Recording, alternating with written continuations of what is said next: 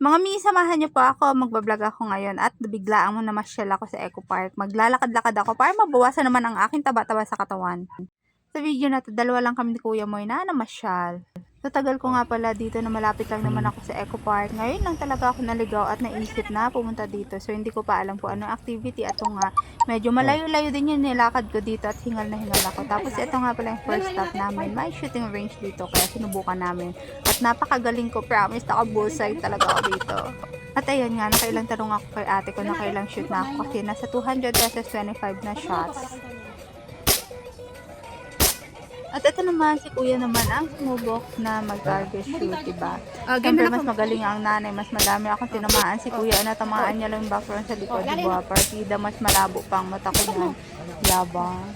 Basta yan lang siya. Naghati lang naman kami dyan. Nasa 200 pesos kasi siya. Para sa 25 na siya. At talaga naman, napaka-supportive na nanay yan. Wala. Sige pa. Wala na. Okay na. Uy, nakabulsay ako! Wow! Amazing! Ilan yan ate? At dahil dyan, may reward ako na keychain.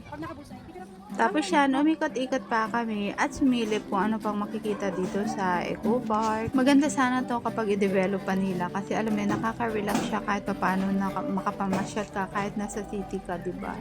Ganyan siya, oh. At malamig dito nga pala at medyo mahangin siya kasi mapuno pa talaga siya. Wala naman akong kumakagat na lamok ano. Sakto lang pala na kung yung punta natin Sunday, may mga tao.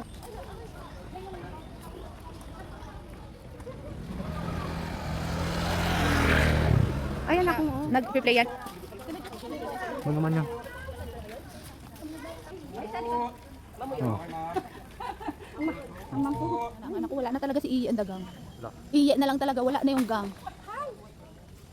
May.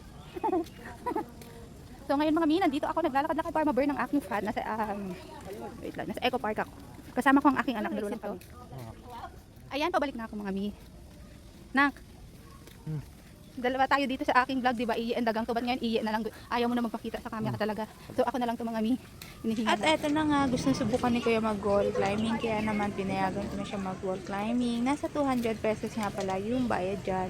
Tapos ako hindi ko na sinubukan kasi feeling ko napakabigat ko. Mahirapan akong buhatin ang katawan ko. At talaga napaka-supportive na nanay. Yan, may pa-cheer-cheer pa talaga. Go, Moy Moy. Tapos nakong tabingin ka sa harapan. Diyan sa wall daw, hindi ba yung babagsak kuya? Diyan sa wall na may siwang-siwang na kong. Yung kung ano yung abot mo na kong basta hawak ka. Nandiyan naman si kuya. Go, Moy Moy.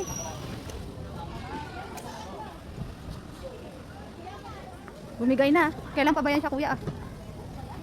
Oh. Kaya na. Go, go. Ganti na lang. Tapos steady ko, pipicturean kita. Wala na. Oh. Oh, wait lang na ka. Sipa ka ng wall. Para niya sa palabas. Yan. Sipa lang sa wall. One, jump. Yan. Dali. Para sa sandalo. Jump. Sipa. Sipa. Yan. Yay. Yay. Uy, sipa. Woo. How was the experience, Moy? Masakit sa kamay? Kamusta kuya? Hiningal ka? Anak ko? At ito na mga mi, pauwi na kami mag-ina, napagod na kami sa paglalakad dito. Kaya kung malapit kayo dito sa Lamesa Eco Park, tumamasyal na din kayo mga mi. Nasa 20 pesos lang kada ulo or per head. Yung binayaran namin, hindi ko lang alam pag sa bata. So yun lang, babay na anak.